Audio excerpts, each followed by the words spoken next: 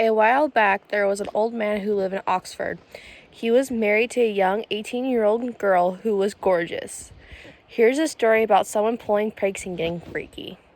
Allison's husband is out and about, while Nicholas makes a pass on Allison. Unless we make love, I will die of secretly loving you. Please love me or I will die. No, I won't kiss you. Let me go or I'll scream and all the neighbors will know. Do you have any manners? Get off me.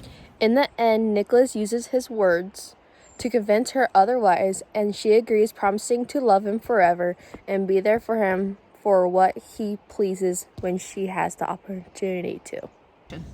My husband is very jealous, and if we're not careful about how we do this, then I'm for certain it will be my death. Don't worry about it. I don't have to do much in order to trick the carpenter. Allison goes to church, and there is a clerk named Absalom, who is also in love with Allison. Later that night, Absalom goes to the clerk's house and starts to sing. The clerk wakes up and hears him singing. Don't hurt me no more. What is love? Don't hurt me. Don't hurt me no more.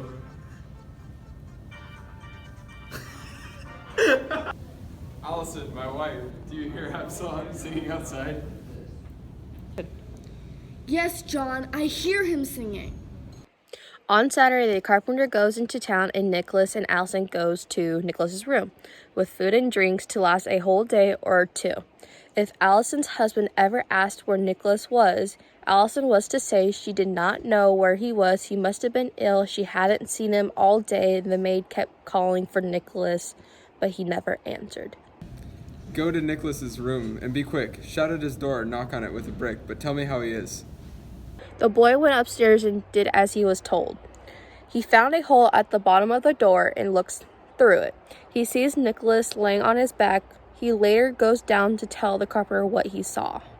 Sir, I need to speak with you.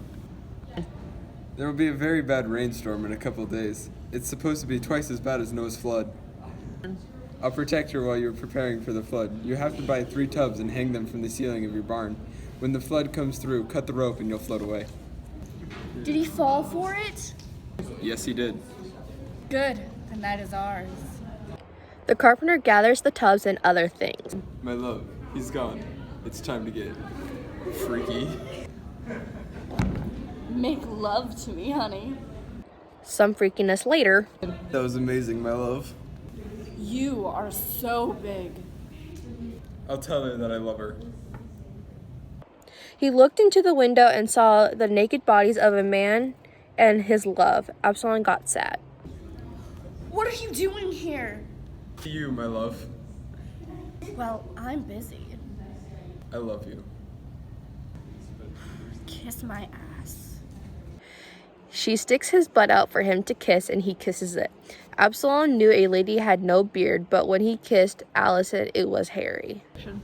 What did I do? Is that really you? Tee. She closes the window, and Absalom left sadly through the dark. That was a joke. Women don't have beards. I'll pay you back for it, and I will bring you down.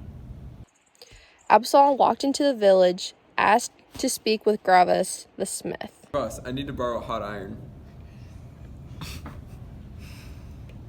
Absalom left the smith's shop and went to Allison's window and knocked. There's someone at the door. Who is it? It must be a thief. No, my dear, it's me, Absalom. I've brought you a golden ring that I saved from my mother. Look, I'll give it to you for a kiss. Nicholas gets up and opens the window, sticking his butt out of the window, and farted. Absalom struck Nicholas's butt with a hot iron. Help, I need water for my ass.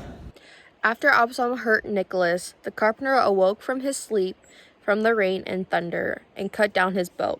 After he woke up, he headed for the village. Once he got to the village, Allison and Nicholas spread rumors that the carpenter was crazy.